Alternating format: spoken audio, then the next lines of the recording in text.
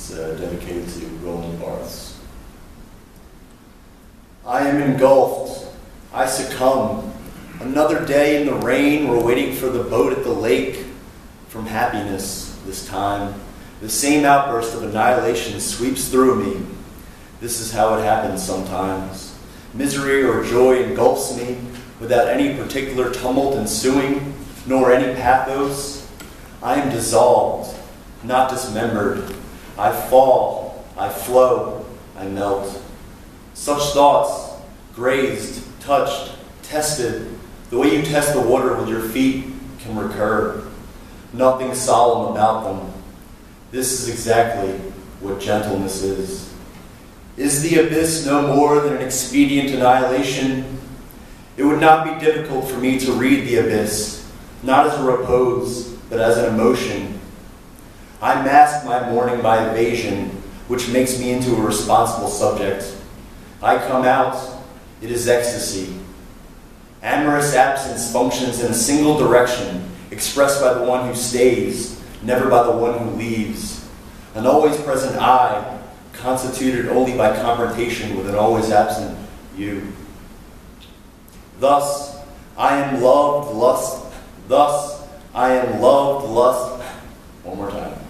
Thus, I am loved less than I love. We weep for the absent one. I waken out of this forgetfulness quickly. In great haste, I reconstitute a memory, a confusion, a sigh. To sigh for the bodily presence, the two halves of the androgynous sign for each other, as if each breath, being incomplete, sought to mingle with the other. The image of the embrace, in that it melts the two images into a single one, in amorous absence.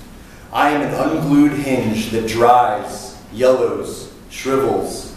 Though it persists, I must endure it. Hence I will manipulate it. Transform the distortion of time into oscillation.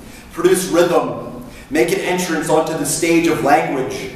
And if so, that something might happen, I were to make a vow. Georgie tells me, don't be anxious anymore. You've already lost them. And so I punish myself, chasten my body, conceal my eyes, imagining I recognize the voice I once loved. I am an amputee who still feels pain in his phantom limb. A mandarin once fell in love with a courtesan. I shall be yours, she told him, when you have spent 100 nights waiting for me, sitting on a stool, in my garden, beneath my window. Then on the 99th night, the mandarin stood up, put his stool under his arm, and went away. To impose upon my mask of discretion is of great value, for it is unworthy of great souls to expose to those around them the distress they feel. Therefore I am a liar, not an actor. My body is a stubborn child. My language is a very civilized adult.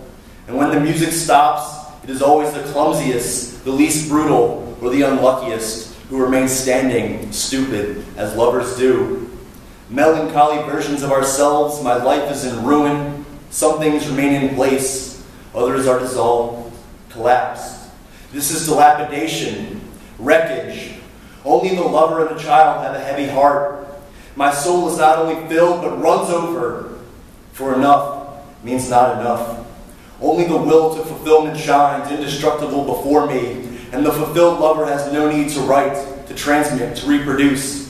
Hence the dust in my ink. According to a Chinese proverb, the darkest place is always underneath the lamp. I want to represent my delirium to myself. I want to look in the face what is dividing me, cutting me off, like a drowning man who stamps on the floor of the sea. I suffer, but at least I have nothing to decide. The amorous machinery here operates all by itself, within me, like a workman of the electronic age, or like the dunce in the last row of the classroom. All I have to do is be there. Karma, the machinery, the classroom, functions in front of me, but without me. In misery itself, I can, for a very brief interval, devise for myself a little corner of sloth. But because I imagined them whispering together when they caught sight of me, I am not the man of resentment, but of fatality. You see, fascination is only the extreme of detachment in endlessly glossed form, for no one wants to speak of love unless it is for someone. And with dead by 23 tattooed on our tongues, my days in the yellow leaf are gone. And when Sam Cooke sang, "A change is gonna come," I knew he meant it, but this is fucking ridiculous. Thanks.